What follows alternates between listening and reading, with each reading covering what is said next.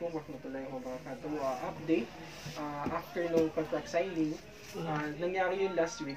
So, for sure, after kasi ng contract signing, magkakaroon po ng allotted time or days yung ating mga contractor to mobilize. What do you mean, what do I mean na mobilize?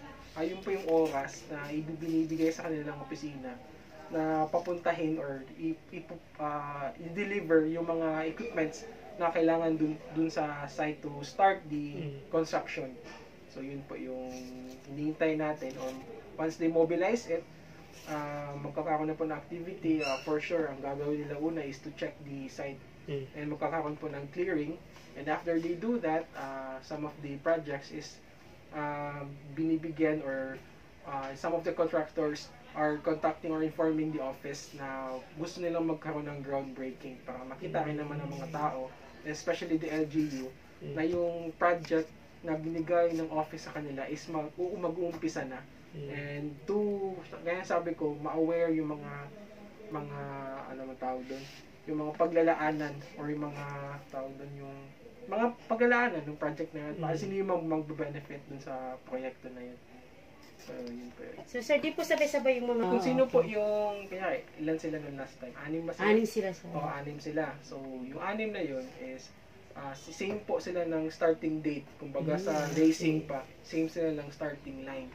So, for sure, lahat po yan sila is they're already working on kung paano nila i-mobilize yung kanilang mga equipments doon. And when it comes to the groundbreaking, actually, it's up to the LGU and the contractor, and syempre with the information na binigay nila from the office kung kailan po yung magsa-start. It doesn't mean kasi na once nandun na yung equipment, magsa-start na sila, is kailangan magpa-groundbreaking sila. It's really up to them. Pero requirement lang na, actually hindi siya requirement just for the record, hindi siya ni-require ng office na before they start or magpo-full blast sila sa project, is kailangan mag-groundbreaking sila.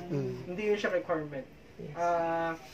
We are encouraging them, kaya nasabi ko kanina, para makita rin ng LGU and ng mga tao sa area na nandito na yung proyekto na to. And inshallah, once na groundbreaking na yun, is maging okay. Kasi yun lang yung importance ng groundbreaking eh. Kumbaga, nagiging tradition yan siya sa lahat before we start the project. Hoping na walang problema. Parang ganun rin naman din talaga. Sir, may mga list po ba kayo na i-groundbreaking natin sa mga municipalities na sakop po ng Maguindanao del Norte? In my area, wala po tayong listahan. Wala po tayong listahan na natanggap. Ang ini-inform lang din naman nila ako. Kung ako lang. Pero ang iba meron naman din. They're inviting the chiefs naman din ng office. Sa name of project, meron yan. Hindi pwede wala. Pwede po malaman ngayon, sir, kung anong... Sir, wala akong list. Okay, sir. For sure, kung... Sir, ngayon papatapos na po yung 2023 po natin, no? Mapunta po tayo sa usaping budget. So, mayroon na po bang budget sa 2024 for MPW? Okay, thank you for that question. Yung when kaya alhamdulillah, patapos na talaga yung 2023 natin. Yes. And actually, yung 2024 natin na budget, last second quarter ata is nakapag-submit na tayo sa MFBM and ng list of projects na i-deliberate ng BTA o BTA itself kung ano yung kailangan masama for the year 2024.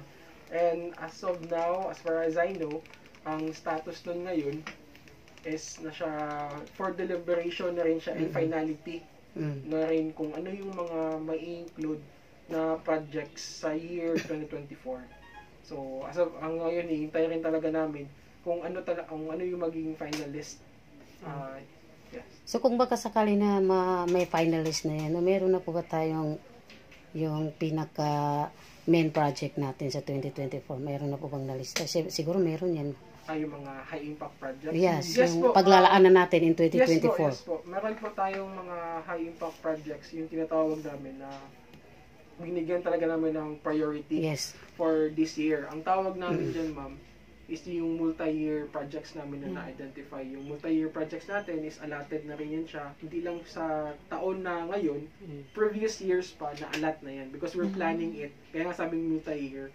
Kasi hindi siya pwedeng malaanan lang ng budget for this year lang, kasi sobrang laki ng proyekto. One of the projects na we are proudly to say is yung Talayan sa Pupi na alignment. Road.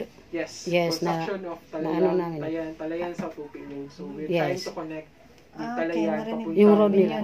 sa Pupi na rin yun. And we're hoping na inshallah may include din siya next year or for the next years. Yes. Ang daming proyekto na ang daming proyekto na gusto na talaga naming matawag doon. Mabigyan ng connectivity ba? Kasi unlike sa ibang mga munisipyo, yung tinatawag namin doon na connectivity, na in every municipal, hindi na sila dadaan sa national highway. Magkakaroon na sila ng alternate route pa. So, isa yung Talayan sa Tupi, isa naman yung gusto namin paglagyan para magkaroon kayo ng idea, is yung sa Agwak, papuntang Libak. Hindi na sila dadaan ng Jensan Calamansi. Yeah, doon na namin siya we're trying to connect it din talaga para magkaroon naman ng connectivity ang Maguindanao del Sur doon sa ating Bayan sa Region 12 na sana ma-materialize. Wag natin sabihin na napapag-iwanan kay hindi naman sila, walang pwede nyo ba isalin sa Dato Salibo. Ang hirap ng Dato Salibo kasi nga nasa gitna sila ng Dato Piang and Dato Saudi. Namin yun, sir. We are very Yung binabaha. familiar that way. Yeah. Sa ngayon kasi, di namin sila masyadong di pa natin siya mabigyan masyado ng atensyon kasi nga, yung kanilang lugar is, syempre given yun, nasa flood prone area sila, nasa floodplain sila. So, babaha talaga doon sa kanilang lugar. And di tayo maka-full blast sa kanila makabigay ng proyekto kasi ang tayong access lang sa kanila is some part of the Dato Saudi and some part of Dato Piang. So, kailangan magkaroon muna tayo ng access doon para mapasukan yung kanang. Inshallah, by next year siguro, once na ma-approve yung budget, or for the year 2025, inshallah, target namin by the year 2025 is mapasukan na natin ng mga kaloob-looban ng barangay ng Dato Salibo. So, yun yung aming aim talaga ngayon. Hindi lang tayo mag-focus dun sa poblasyon nila, and target namin is mapuntahan kung yung mga malalayong lugar ng malalayong barangay po ng mga munisipyo na yun. So, yun po yung aming goal, inshallah, sa ngayon naman.